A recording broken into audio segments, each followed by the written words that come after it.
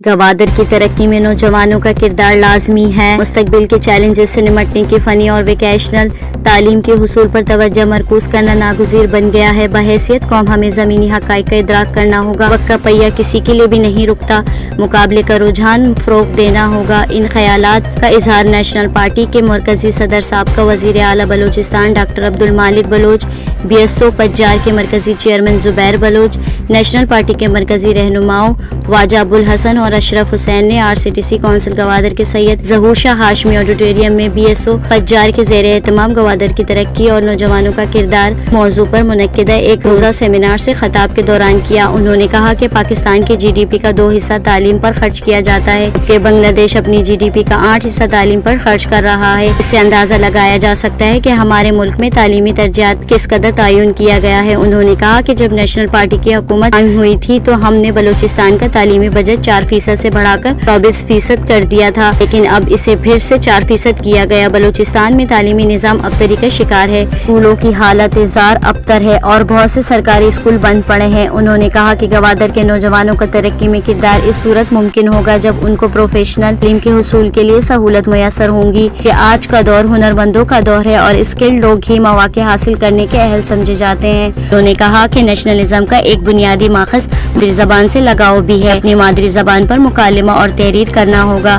مادری زبان سے بیگانگی قومی وجود پر منفی اثرات مرتب کرتی ہے۔ انہوں نے کہا کہ گوادر کے تمام سرکاری اور پرائیویٹ اسکولوں میں مادری زبان پڑھائی جائے تاکہ نسل نو مادری زبان پر مکمل عبور حاصل کر سکے۔ سیمینار سے ڈپٹی ایجوکیشن آفیسر وہاب مجید، ایڈوکیٹ عبید اللہ بلوچ اور RCTC کونسل گوادر کے صدر ناصر رحیم سورابی نے بھی خطاب کی۔